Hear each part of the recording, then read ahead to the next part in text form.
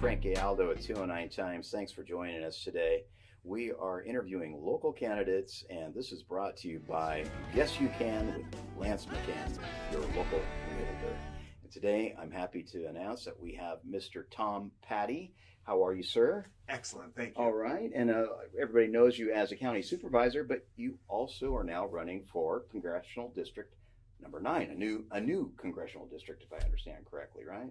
Well, only in as much as they made San Joaquin County pretty much its own congressional district. Okay. Before we were lobbed in with the Bay Area, whether it be North or South Bay Area. So now San Joaquin County is almost entirely its own congressional district, which is wonderful.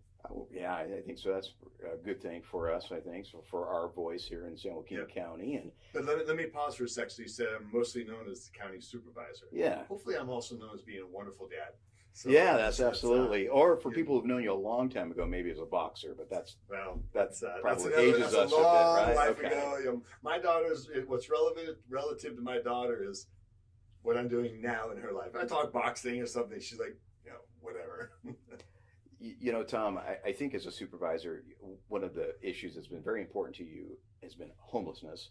But I'm not going to talk about that because now you're stepping into another arena where you're looking at becoming a congressman. And I think at that stage, we're now starting to morph into having an interest in what do you think about national security? Sure. So what are your thoughts on what are the most pressing threats, existential threats to the United States, to the globe, as far as national security? What are your thoughts as a congressman of what your priorities would be in that arena? Sure. Well, first and foremost, there are predators and there's prey.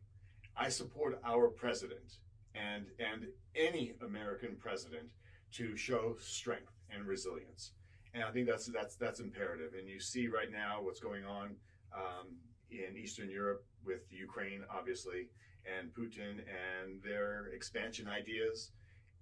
You have to appreciate that a lot of nations are now renewing their interest and even expanding NATO. So we have to show leadership. We have to show our commitment on the world stage, as America always has. Oftentimes we might be criticized for it, but I believe the vestige of freedom starts in America. We have proven that as a nation, and we've helped expand that ideology around the world, and especially with capitalism. Capitalism gives economic freedom to people and to nations. So I believe we have a very, very important role nationally and internationally on that stage. Now we have to look at bad players. We have to see what it takes, and let's bring them into the fold if and as possible. But we also have to show that there are lines that you do not cross, and there are certain factors that we will step up. We'll protect NATO nations, we'll protect regions, and we'll also need to protect the vulnerable. People that are wanting and are desiring freedom and democracy in a nation. We need to help prop that up and expand that in every possible way. I believe it's important. Also, when you talk about national security, you cannot ignore the threat of our borders. We've got a drug incursion with fentanyl. Number one cause of death for 18 to 45-year-olds right now is fentanyl. We have 300 to 350 people a day on average are dying from fentanyl. That's a national threat. You have 100,000 a year, and in 10 years, that's 1 million people. And that number just keeps escalating over the last several years.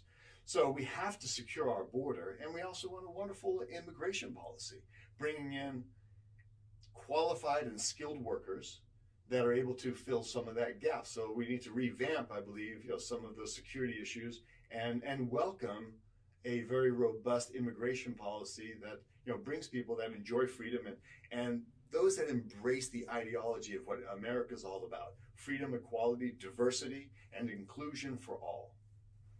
Well, thank you very much, Tom. Now you mentioned about sort of there being some lines, and this is a difficult question. I don't know if you would have a direct answer for this or not, but there's a lot of people that want to push the president to do a no-fly zone over Ukraine. What are your thoughts on that? Well, Ukraine is showing themselves to be quite resilient if given the tools and the hardware, the military equipment to defend themselves. They're doing more than holding their own. So I support what seems to be an alliance of support to help the Ukrainians defend themselves. It's a very tricky situation. I mean, if you look back at World War One, this is a very fine line to straddle. You know, World War One was, you know, the impetus of that war was the assassination of the Archbishop or Archduke.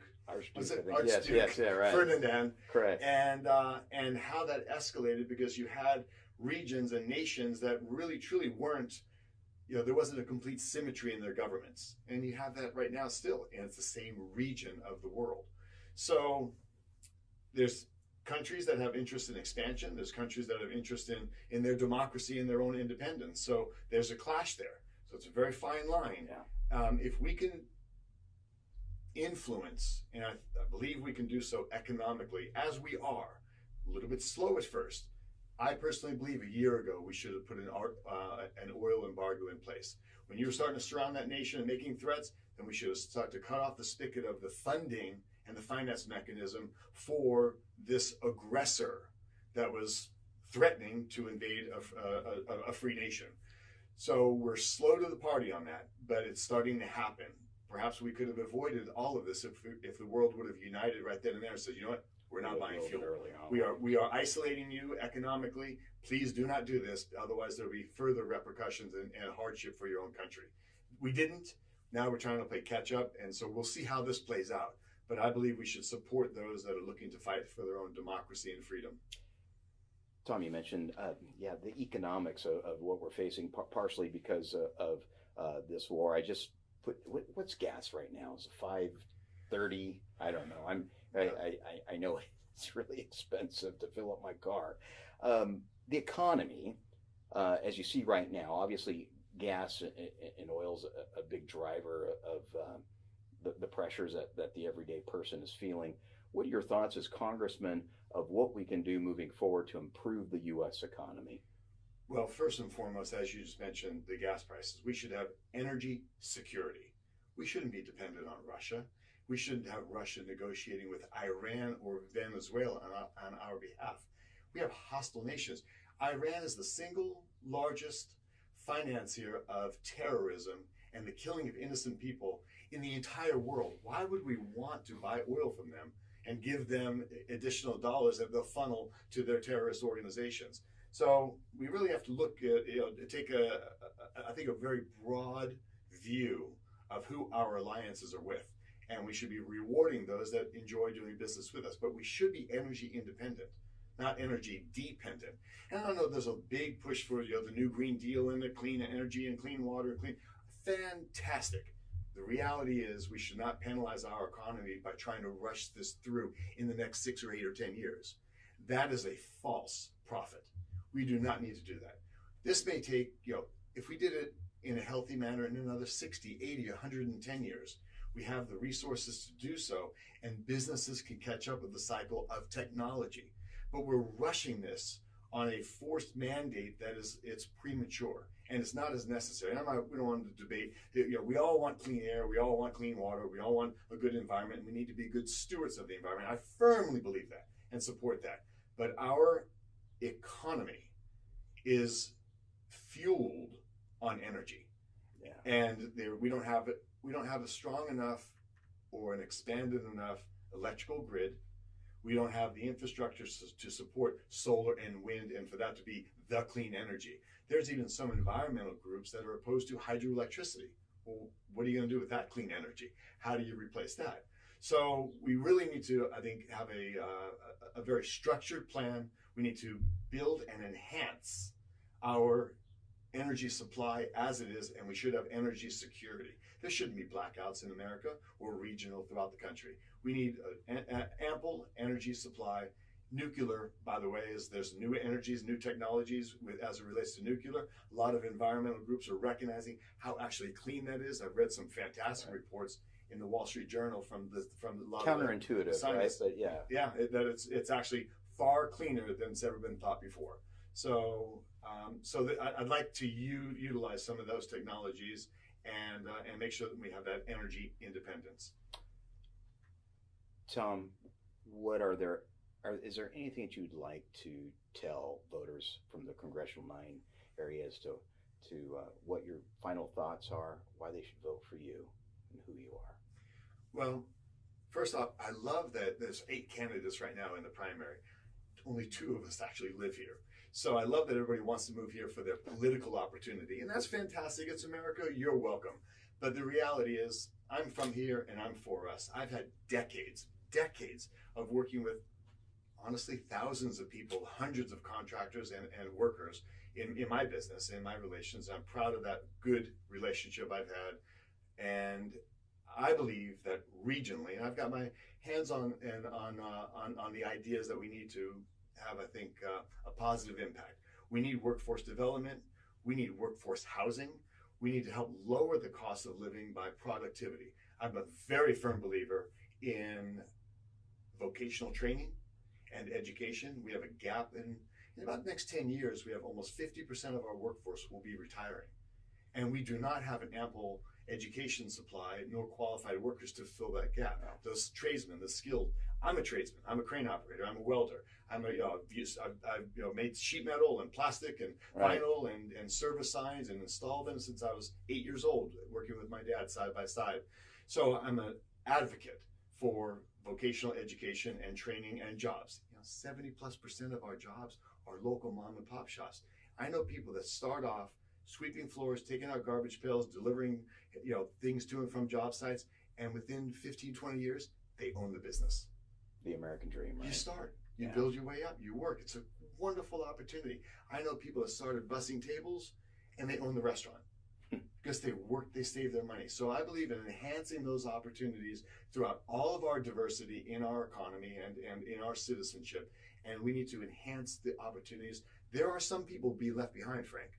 We have to recognize that there are some people that are generationally in and out of the court system and incarcerated. We need to break that cycle. We need to help those that are in our country, some of the inner cities, some of the people that are in some housing project areas. We need to engage with them even at an earlier age. We need to enhance those that are out of the schooling system and enhance the job opportunity and job training for those to break that cycle so they can be financially independent and self-sufficient. And they can provide for a family and not have to look over their shoulder and worry about maybe a gang member or worry about the law coming after them, because they've made good choices and they've been given new opportunities. I'm for enhancing and facilitating. Most importantly, how do we enhance and facilitate success? That's what I'm about. That's what I stand for as a candidate. That's what I do as a business owner, as a county supervisor. I've worked hard consistently for our community, and I've delivered on jobs, public safety, public security. That's highly important for our community. And I'm proud of my track record. I'm proud of working across party lines. For me, it's not party politics. It's not partisan bickering or fighting. It's finding that common ground with common sense right in the middle where America likes to be.